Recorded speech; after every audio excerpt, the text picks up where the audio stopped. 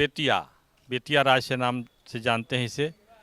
और इस बेतिया राज से जुड़ा हुआ एक काली मंदिर है, काली धाम है। बताया जाता है कि भगवान श्री राम जब अयोध्या से चलकर बक्सर आते हैं और बक्सर से चलकर के जब जनकपुर धाम की ओर चलते हैं तो इन सारे क्षेत्रों को, जो कि वन प्रांतर था, जहाँ निवास करके ऋषि साधना करके मंत्र का दर्शन करते थे, मंत्र दष्टारह ऋषि की जो अवधारणा थी उसे साकार करते थे और ऋषियों द्वारा रचित मंत्र के माध्यम से समाज की व्यवस्था चलती थी। तो ये जो बेतिया राज के में जो काली स्थान जो है उसके बारे में बताया जाता है कि इसका संबंध भगवान श्री राम से है। आइए हम चलते हैं बेतिया स्थित इस काली धाम में, जो प्राचीन स्थल माना जाता है। वैसे इसका भवन बहुत प्राचीन नहीं लगता है। जो भी प्राचीन स्थल होते हैं वहाँ निर्माण का जो कार्य होता है वो सतत चलते रहता है, पुनर्निर्माण का कार्य होता है। पुराने जो भवन होते हैं उस पर नए भवन का निर्माण होता है। तो उसी प्रकार से ये जो काली धाम है, काली का प्राचीन जो स्थल है, इसका नवनिर्माण भी पुनर्निर्माण भी होते रहा है। और अब इसमें कुछ नए तरीके से टाइल्स भी लगा दिए गए हैं इसकी भित्ति में। लेकिन सामने जो लगा हुआ जो घंटा है वह थोड़ा पुराना घंटा दिखाई पड़ता है। यहाँ श्रद्धालु, इस क्षेत्र के श्रद्धालु आते जाते रहते हैं। आइए चलते हैं इस काली मंदिर परिसर में, जहाँ हम यहाँ के पुजारी, संत, यहाँ के महंत, इन लोगों से बात करेंगे। और इस काली मंदिर परिसर में एक तालाब भी है। तालाब सुसज्जित है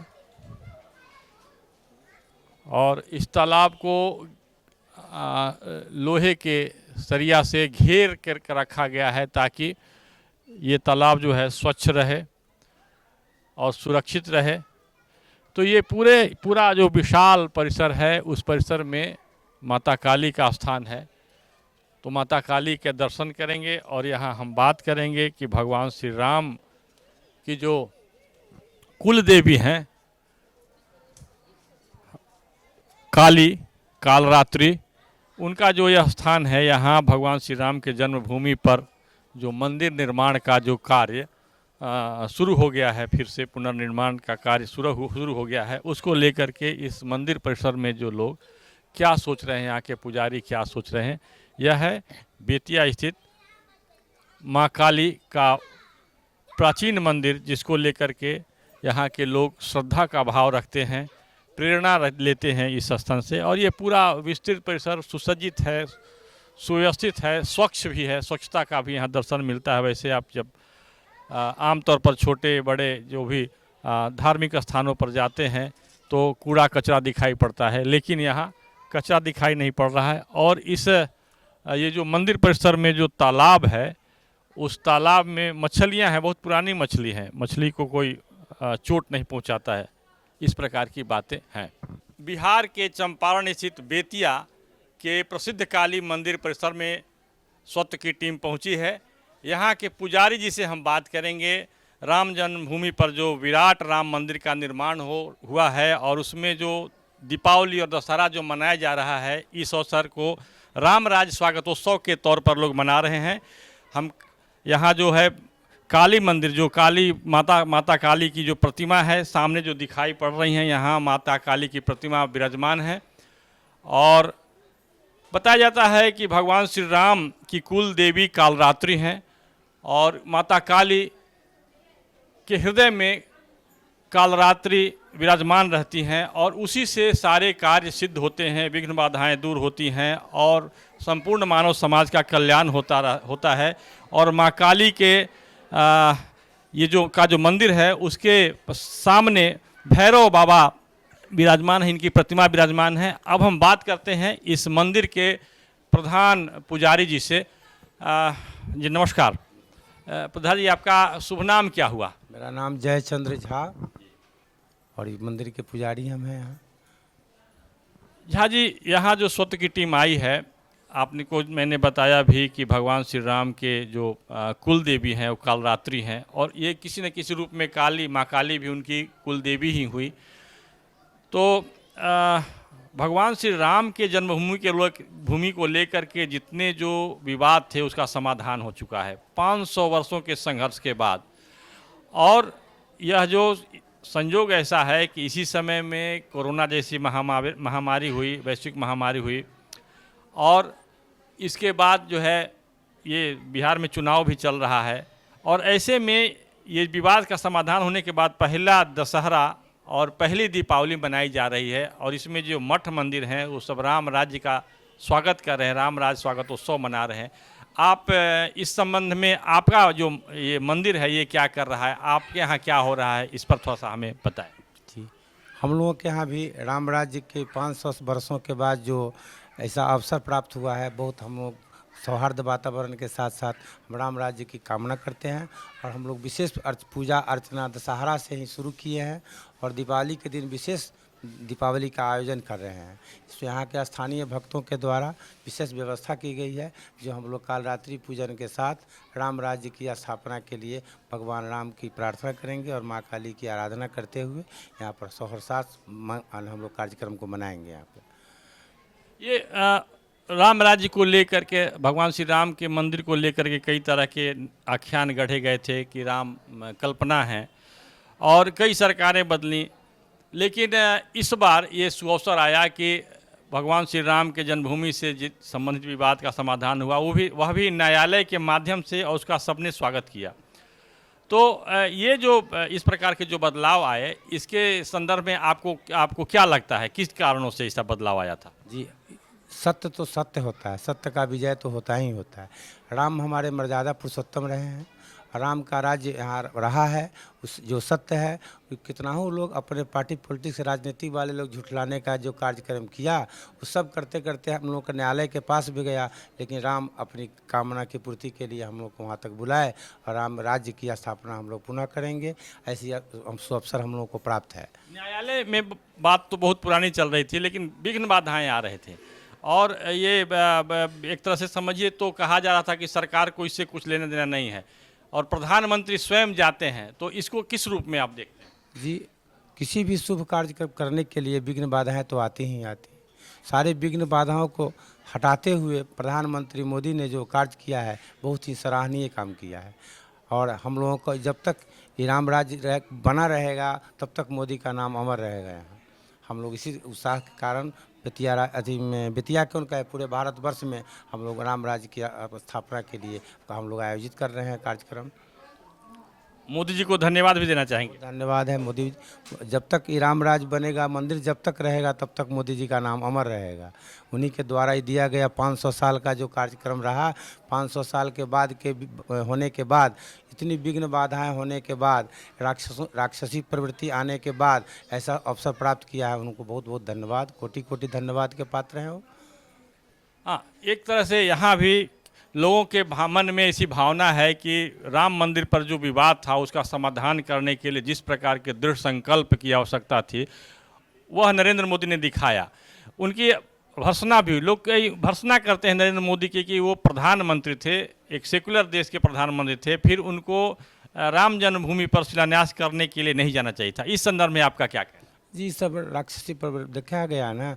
राम जी जब अयोध्या में नहीं थे और रावण के पास थे, तो तरह तरह की टीका टिप्पणी हुआ करता था।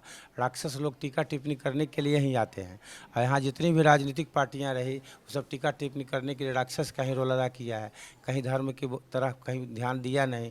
अब मोदी तो अडिग रहे, धर्म की आस्था के द्वारा इनकी व्यवस्था रही, इसलिए नरेंद्र मोदी सराहनीय हैं, और इनके साथ कोटि कोटि हम लोग धन्यवाद देते हैं नरेंद्र मोदी के लिए। और वहाँ जाना तो उचित रहा ही मामले में कि इन्हीं के द्वारा, इन्हीं के कर कमलों के द्वारा इसका उद्घाटन होना था, इसलिए नरेंद्र मोदी गए, तो हम लोगों की तरफ से धन्यवाद के पात्र हैं। नरेंद्र मोदी को लेकर के यहाँ भी इस प्रकार की बातें हो रही कि वो धन्यवाद के पात्र हैं, और पूरे विश्व के समक्ष राम को लेकर के जो जिस प्रकार के विभ्रम फैलाए जा रहे थे, उसके समाधान के लिए उन्होंने दृढ़तापूर्वक ऐसा काम कराया।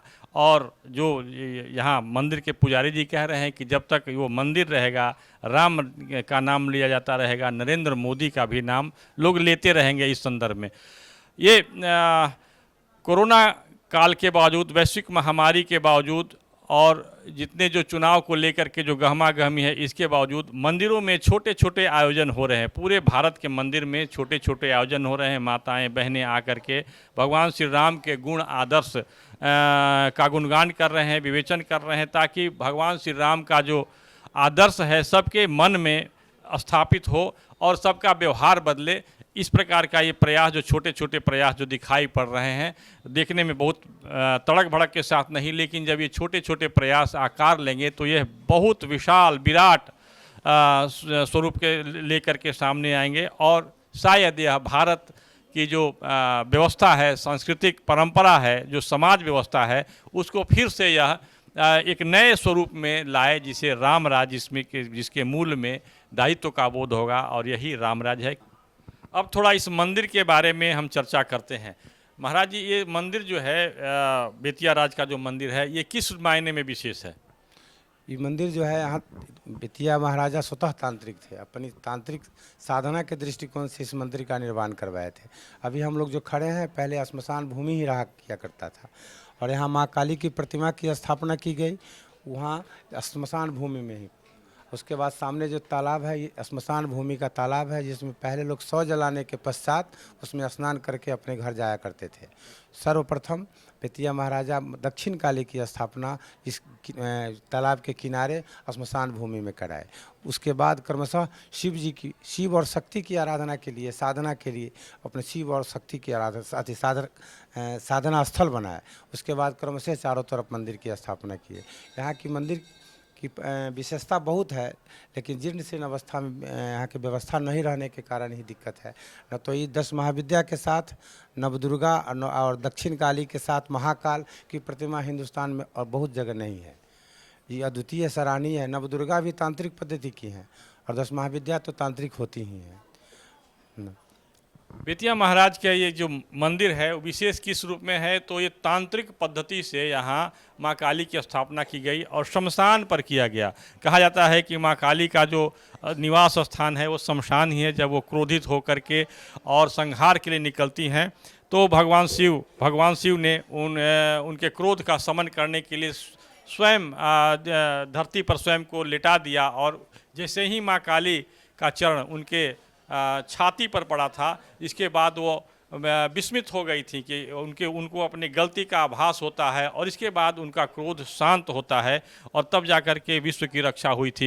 ये सामने जो तालाब जो दिखाई पड़ रहा है, यह शमशान घाट का तालाब था। महाराजा यहाँ पर जो लोग आते थे अपना शव जलाने के लिए, मृत लोगों का शव जलाने के लिए, तो शव जलाने के बाद में जल क्रिया होती है, स्वच्छ होने की बात होती है, या तो नदी के प्रवाह में स्वच्छ किया जाए, होते हैं लोग। तो यहाँ चूँकि नदी प्रत्यक्ष नहीं प्रवाहित हो रही है, तो इस तालाब में ही लोग स्नान करते थे, या तर्पण वगैरह का जो भी कार्य होता था, तर्पण का विधि करने के बाद अपने घरों की ओर जाते थे। तो इस प्रकार से यह स्थान जो है मूलतः शमशान है, जहाँ माँ काली और भगवान शिव का निवास स्थान होता है। और यहाँ नौ दुर्गा